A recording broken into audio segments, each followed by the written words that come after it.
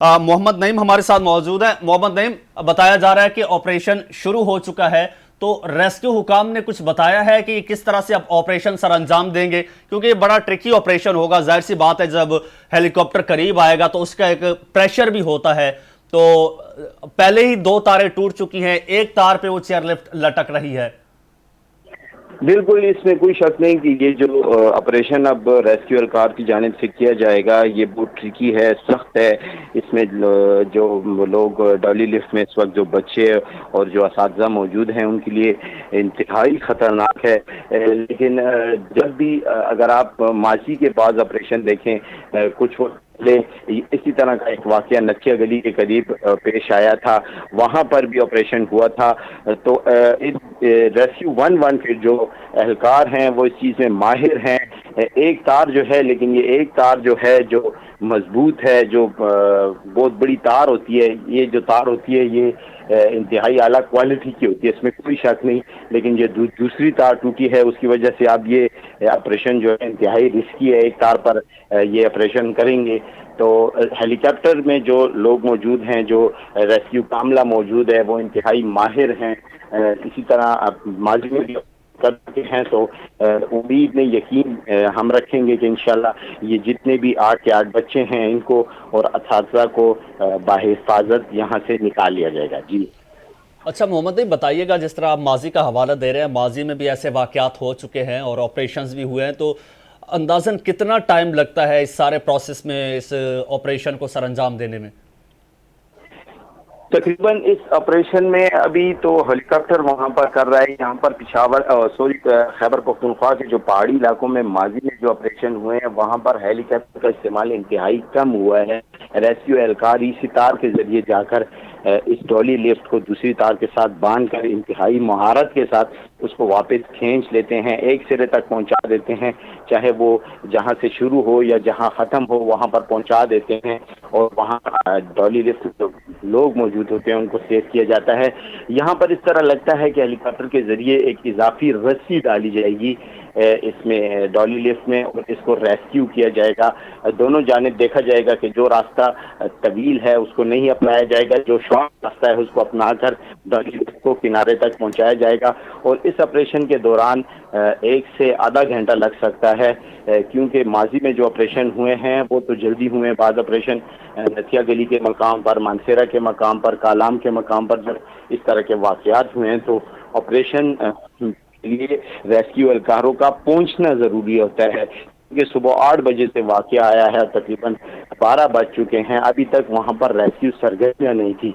अभी तो रेस्क्यू सरगर्मियां शुरू हो गई हैं, तो यकीन रखा जा सकता है कि आइंदा आधे से 1 घंटे के दौरान इन 8 अफराद की, बच्चों और असातिज़ा की जिंदगियों को बचाया जाएगा इंशाल्लाह। अच्छा मोहम्मद, जिस तरह आप बता रहे थे कि पहले रेस्क्यू टीम्स ने जो ऑपरेशंस किए हैं तो वो इसी तार के ज़रिए जाते हैं, तो एक तो ये बताइए कि लिफ्ट में एक तो 8 स्टूडेंट्स हैं, 2 असातिज़ा बताए जा रहे हैं, इसके अलावा लिफ्ट की इंतज़ामिया का कोई बंदा भी वहाँ पे मौजूद होता है?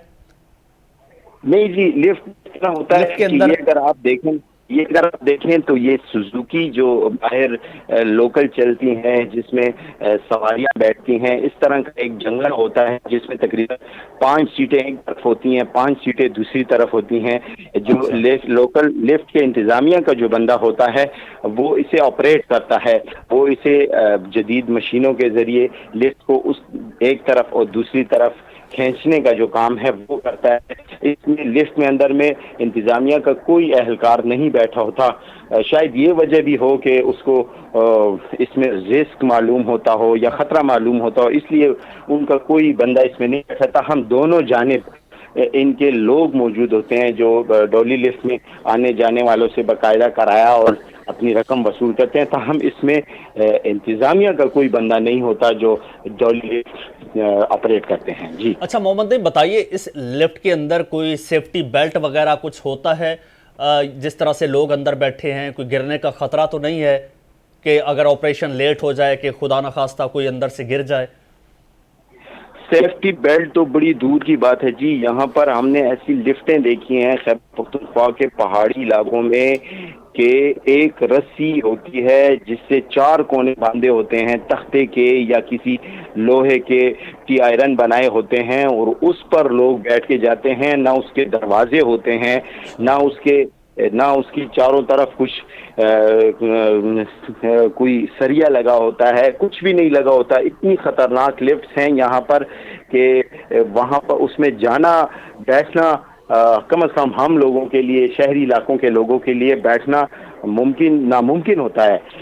بعض لفٹ ایسی ہوتی ہیں کہ جن کے دروازے لگے ہوتے ہیں، وہاں پر دروازوں کو بند کیا جاتا ہے، لیکن اس لفٹ جو کہ ڈالی لفٹ آج واقعے کا شکار ہوئی ہے، اس میں دروازے بھی لگے ہوئے تھے، اور اس کا جو سٹرکچر ہے دونوں جانب دروازے لگے ہوتے ہیں کہ ایک طرف اگر اترا جائے یا بیٹھا جائے تو دونوں جانب دروازوں سے اترا جاتا ہے.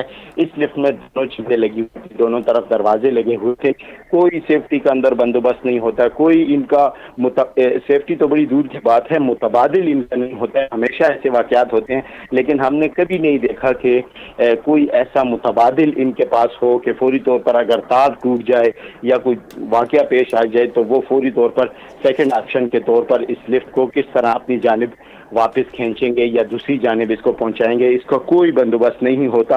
اور یہ بالکل انتہائی ایک لوکل سی چیز ہے اور لوکل طریقے سے اسے چلایا جاتا ہے.